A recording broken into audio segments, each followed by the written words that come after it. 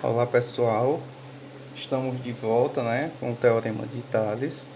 Espero que vocês tenham assistido a aula que eu propus lá no Google Sala de Aulas, Uma demonstração de como surgiu o Teorema de Tales, Qual foi, por que foi a necessidade de se desenvolver um teorema de tal maneira, Foi Tales querendo descobrir medidas que naquela época seriam praticamente impossíveis de serem medidas, não teriam ferramentas para isso.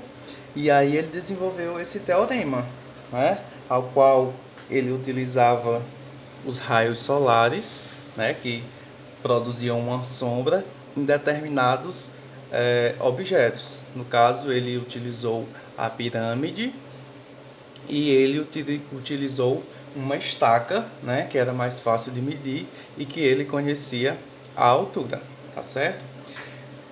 Daí eu trago para vocês uma situação que é bem parecida, tá certo? O teorema de Tales, Então nós temos aqui um feixe de retas paralelas, tá bom?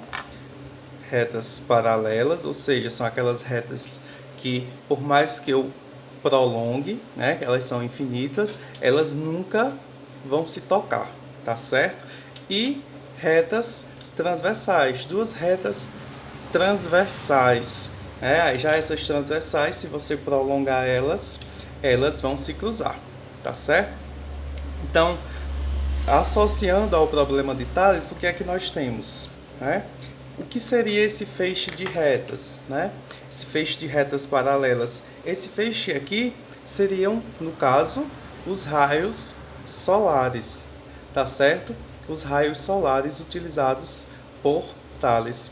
As retas paralelas, essas retas transversais, seriam os dois objetos utilizados, Ele utilizou a pirâmide e uma estaca, tá certo? E aí ele chegou à conclusão de que quando eu tenho um feixe de retas paralelas, cortadas por duas transversais, nós teremos então que esses segmentos aqui, eles serão segmentos de retas proporcionais. E foi isso que Tales fez lá para poder descobrir as medidas à altura da pirâmide. Tá certo? Então nós temos aqui um feixe com de três retas paralelas, que podem ser mais de três retas, tá bom?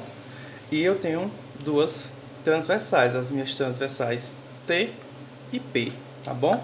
E daí eu tenho segmentos de reta, ou seja, eu tenho pedaços de retas, tá bom? Aqui, ó, eu dividi a minha reta transversal em pedaços, em segmentos. Daí eu tenho um segmento AB, eu tenho um segmento BC aqui, tá certo? E aqui eu tenho o segmento MR e o MS. Tá borrado aqui, mas é um S, tá bom?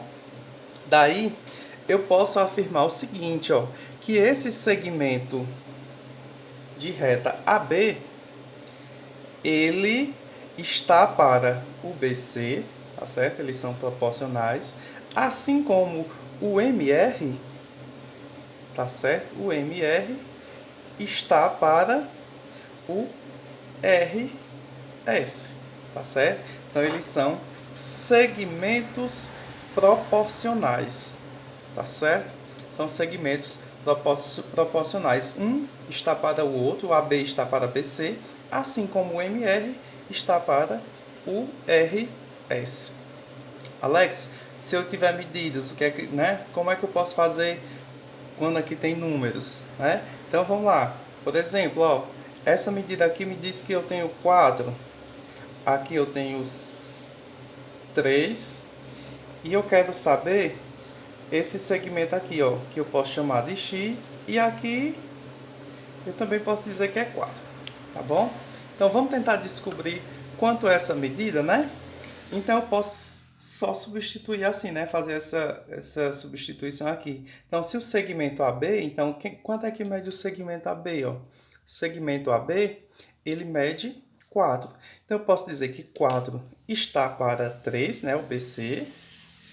Assim como o meu 4, né? Que é o segmento ER, está para X.